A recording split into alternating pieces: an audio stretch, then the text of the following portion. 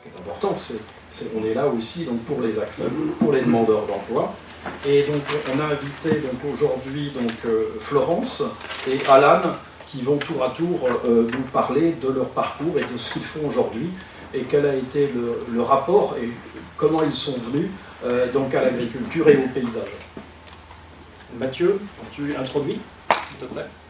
Donc Florence, je te propose de venir, on va se mettre devant.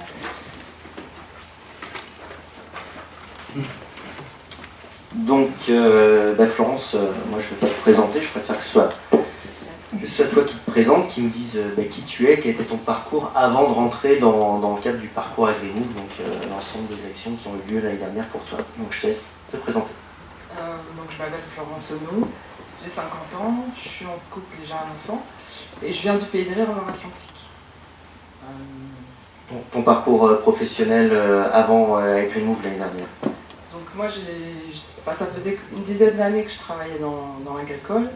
Je faisais surtout des saisons en maraîchage, un peu dans le muguet aussi, où j'habite, c'est le coin du muguet, et puis un tout petit peu en gibier. Et donc j'ai fini ma dernière saison de maraîchage décembre 2017, donc j'étais au chômage. Et puis j'ai eu une offre d'emploi en maraîchage en saisonnier que j'ai refusée.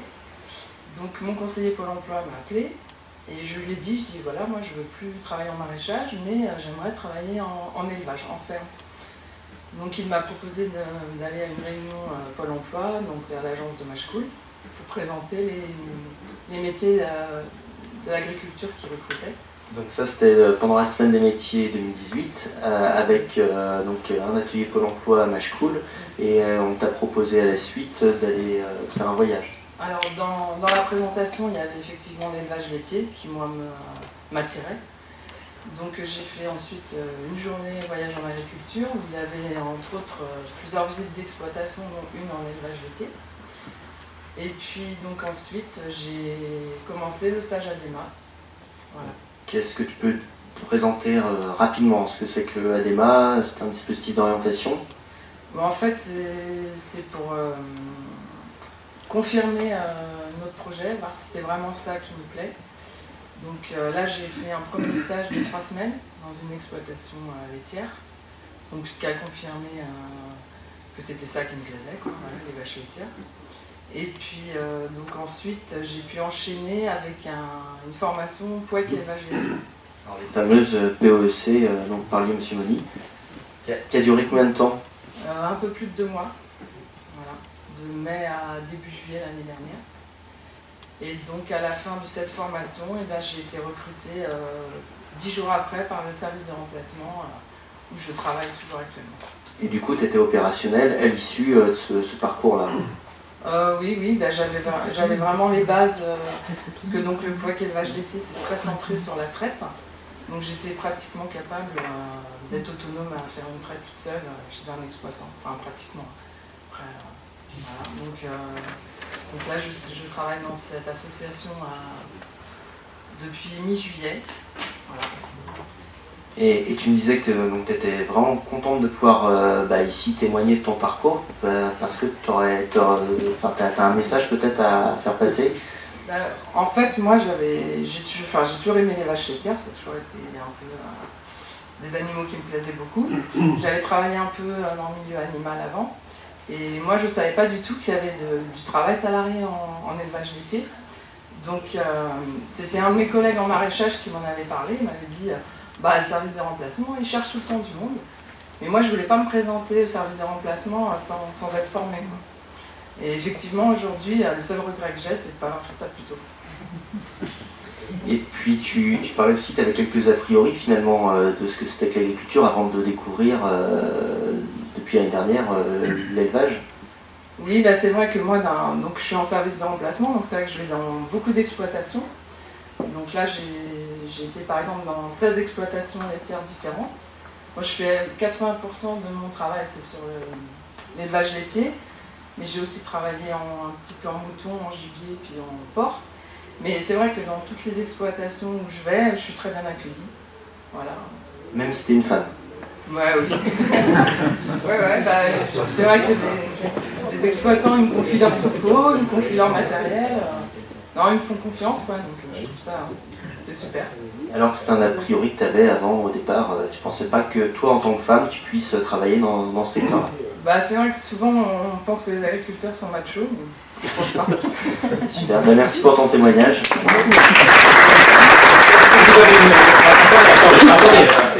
Est-ce que vous avez une question à poser donc à Florence? Oui. Oui, Franck Parnaudot de la FRSEA. Alors pourquoi l'élevage et pourquoi l'élevage laitier dans votre réflexion? Bah, en fait, ce qui est bizarre, c'est que j'ai 50 ans, mais c'était un rêve de petite fille.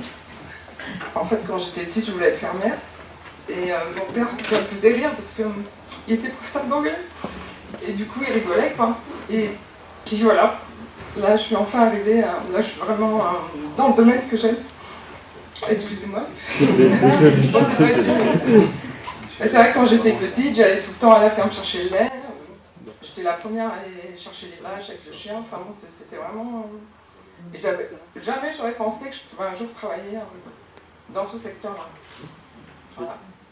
Et c'est vrai que, bon, je pense qu'on ne sait pas assez qu'il y a du travail dans les élevages laitiers. Ouais. Justement, par rapport au message qu'on pourrait faire passer à des jeunes ou des adultes en reconversion, quels sont peut-être les clichés ou les mots-clés qu'on pourrait leur dire pour leur donner envie? Parce qu'on a toujours ce souci de dire comment on attire des gens dans l'agriculture. Qu'est-ce qui pour vous est important à mettre en avant? Bah déjà, je pense que niveau relations humaines aussi, c'est très enrichissant. Parce que moi, c'est vrai que je rencontre beaucoup de personnes différentes, là, en allant sur pas mal d'exploitations. Puis ça se passe très bien. Et voilà, c'est une découverte d'un milieu de personnes qui sont souvent, elles sont dans leur exploitation, donc on les voit pas spécialement... Enfin, comment expliquer ça? Bon, après, c'est vrai que j'avais un peu ce goût-là. Cette attirance que j'avais depuis toujours après quelqu'un qui n'aurait peut-être pas forcément cette attirance, peut-être ce serait plus difficile aussi. Parce que moi j'étais vraiment très motivée. Voilà, parce que c'est pas forcément toujours facile. Moi j'ai eu des moments de doute aussi pendant ma formation. Voilà. Malgré que j'étais très bien accueillie pendant mes stages. Des fois je me suis dit, voilà, je vais jamais y arriver, parce que c'est vrai que bon, j'avais fait un tout petit peu aussi de conduite de tracteur en maraîchage, mais bon, là des fois, faut conduire le tracteur, faut y aller, quoi, faut pas... Puis bon, c'est quand même des responsabilités aussi, parce que l'exploitant, il nous confie ses vaches. Et puis la traite, c'est un moment important pour lui, parce que c'est la production, quoi. Voilà. Donc, c'est vrai que je pense qu'il faut être un peu passionné aussi. Après, je sais pas si quelqu'un qui connaît pas du tout, mais c'est vrai que pour pas avoir d'a priori, moi je trouve, j'ai eu un accueil vraiment super. J'étais vraiment très bien accueillie. Et je m'y attendais pas, quoi. Surtout en tant que femme, à l'âge que j'ai. Voilà, non, j'ai pas eu de problème. Oui, Dominique, à Anefa, Pays de la Loire. Est-ce qu'une POEC qui a duré 8 semaines, c'est ça à peu près? Oui, un petit peu plus, oui. Un petit peu plus, ça a suffi à cibler et à comprendre tous les gestes et avoir la compétence suffisante pour après aller dans l'exploitation? Ou est-ce qu'en fin de compte, ça a été seulement une base et que le reste de la compétence est arrivé au fur et à mesure de chaque travail dans chaque exploitation? Moi, après, c'est vrai que j'ai peut-être pas assez de recul, ça fait que quelques mois que je travaille dans ce-là. Mais c'est vrai que c'est des bonnes bases, parce que c'était vraiment axé sur la traite. Dès le deuxième jour de formation, on est chez un agriformateur et on fait la traite. Donc il fallait au moins avoir ces bases-là, moi, qui m'ont permis de travailler assez à l'aise tout de suite. Et puis bon, on a quand même, on apprend des choses. Moi, j'y connaissais rien aux vaches, malgré tout, j'y connaissais rien avant de commencer cette formation. Donc on apprend quand même les maladies, leur alimentation. Quelque chose qui était très intéressant aussi, on avait un module sur le comportement des bovins, comment les approcher, comment ils nous voient, comment ils entendent, des choses qu'on a besoin de savoir pour être en sécurité quand on est avec un troupeau. Et moi, ça m'a beaucoup intéressée sur le comportement animal, ouais. Et oui, je pense que j'avais des bases pour commencer. Après, j'ai plein de choses à apprendre. Et là, justement, avec mon service des remplacements où je travaille, je peux faire des formations, des petites formations là où je me suis inscrite. Par exemple pour passer le CACES pour le télescopique. Voilà, de toute façon il faut que je continue à me former. Après, puis c'est vrai que chez chaque exploitant j'apprends des choses aussi. Mais même eux ils me disent que tous les jours ils apprennent des choses. Enfin, voilà. Je pense que j'ai encore plein de choses à apprendre. Mais c'est vrai que j'avais la formation PWEC m'a vraiment donné les bases pour commencer tout de suite à travailler. J'ai été un petit peu formée quand même encore au départ par le service de remplacement. J'étais chez certains agriculteurs voilà, qui ont continué un peu à me former. Mais bon, j'étais opérationnelle. Enfin, de toute façon, le PWEC, c'est ça, c'est opérationnel à l'emploi. Et oui, j'étais opérationnelle. Ouais. Merci beaucoup, Florence, pour ce témoignage. Juste avant de donner la parole donc, aux directeurs territoriaux de Pôle emploi, on souhaiterait que quelque part Alan aussi témoigne donc, avec Véronique.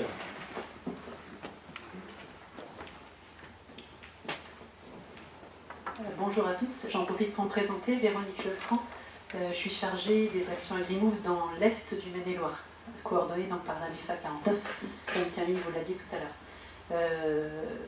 Déjà en quelques mots, je vais rendre quand même hommage aussi à Pôle emploi, toute la collaboration qu'on a ensemble, parce que je pense que les actions n'existeraient pas si on ne pouvait pas travailler en proximité avec, pour ce qui me concerne, Pôle emploi Beaufort et Saumur. Voilà, donc je suis heureuse aujourd'hui de présenter Alan, qui a accepté de témoigner pour nous ce matin. Alan, est-ce que tu peux dire quelques mots sur qui tu es? Bonjour à tous. Bon, je suis un petit peu intimidé, je ne vous le cache pas, donc je vais essayer de me mettre à l'aise. À l'origine, moi je suis originaire d'un cursus universitaire.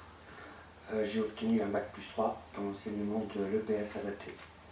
Donc ça m'orientait vers le médico-social et des jeunes en réinsertion. Au final, manque de marché d'emploi, manque d'emploi sur le marché plutôt. Je me suis retrouvé en tant qu'éducateur spécialisé par équivalence. Donc j'ai exercé 20 ans dans le secteur du milieu spécialisé. D'accord, puis un jour, donc, Alan a participé à une première information métier au Pôle emploi de Beaufort. Donc je te laisse dire un petit peu ce que ça t'avait apporté. Ah oui, bien sûr. Pas de malaise.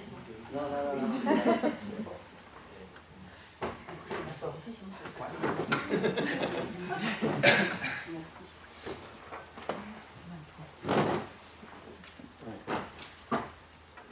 Donc là, l'objectif, c'est d'essayer de vous présenter les différentes étapes qu'a parcouru Alan. Et donc, première étape un petit peu du cursus AgriMove, l'information, l'atelier métier à Pôle emploi. Là, je pense, pour reprendre vos propos, j'étais en CDI en tant qu'éducateur spécialisé. Finalement, je suis âgé de 42 ans et je suis arrivé à un carrefour de ma vie professionnelle où il m'a fallu prendre des décisions, faire des choix. Je suis papa de 2 enfants, 5 ans et 7 ans. Autant vous dire que quand vous avez un certain confort de vie, pour les enfants, c'est très agréable. Mais quand le papa perd un petit peu ses objectifs professionnels, il n'est pas très exemplaire vis-à-vis de ses enfants. Et donc j'ai accepté de signer une rupture conventionnelle avec mon employeur en juillet 2018. Pour autant, mes enfants, du coup, n'ont pas compris pourquoi en septembre 2018, je ne reprenais pas le travail à la sortie des congés scolaires. Il y a un peu d'émotion dans ce parcours-là parce qu'il a fallu trouver son équilibre et aussi permettre l'équilibre de mes enfants. Vous parliez de génération à venir.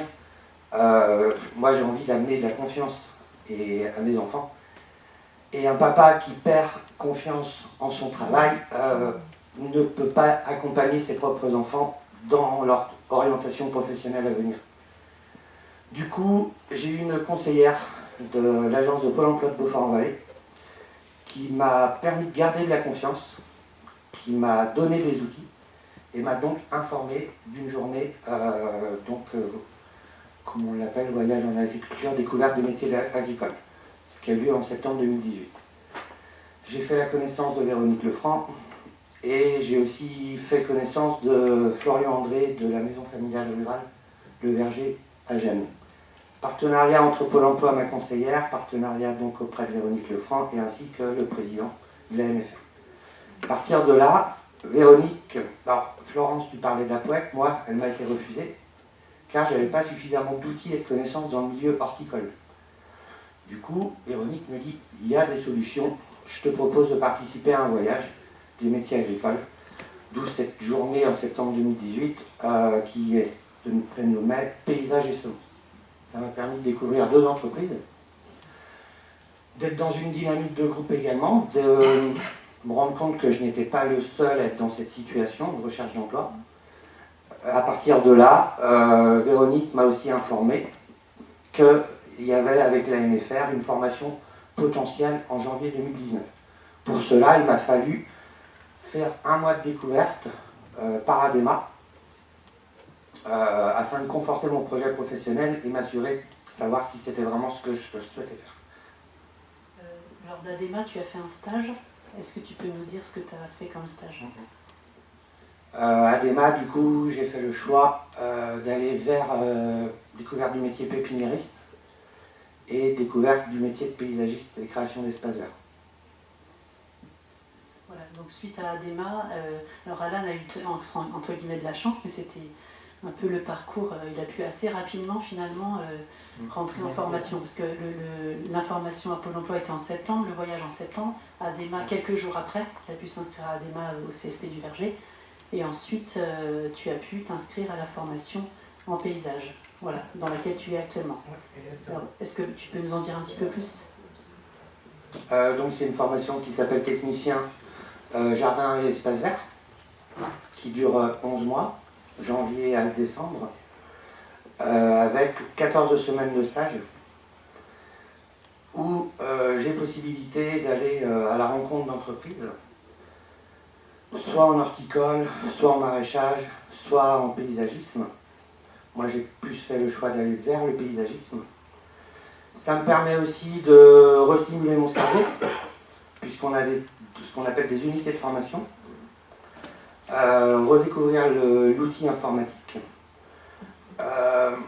et aussi rester dans la relation, puisque c'est toujours ce que j'ai apprécié, et donc pourquoi pas développer la relation client.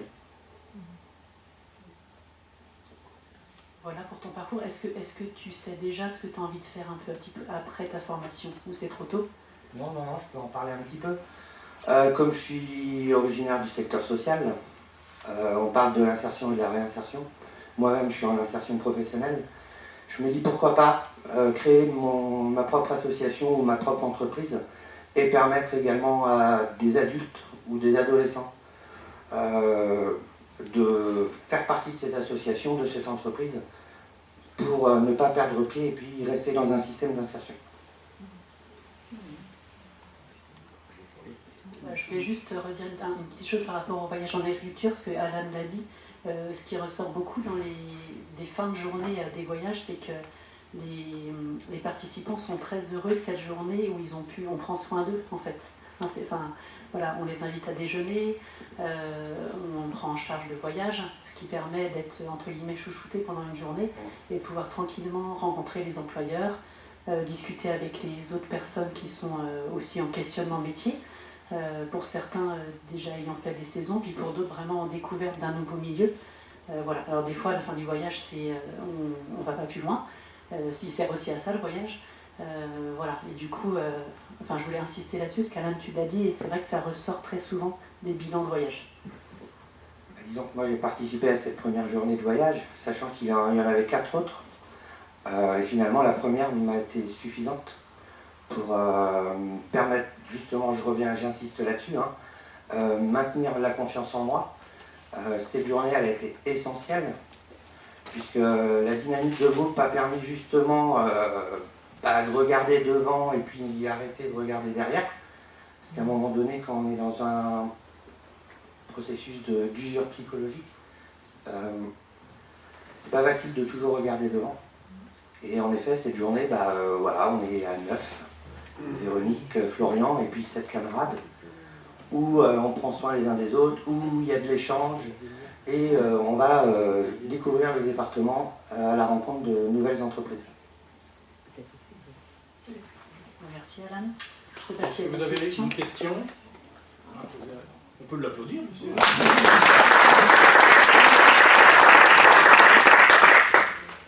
merci en tout cas Alain, merci Véronique. Et puis je dirais aussi que quelque part, si vous avez été séduit par l'agriculture et le paysage, c'est aussi parce qu'il y a des entreprises accueillantes. C'est-à-dire que derrière, il faut aussi que les entreprises agricoles sachent accueillir, sachent montrer et sachent aussi donc donner envie de venir.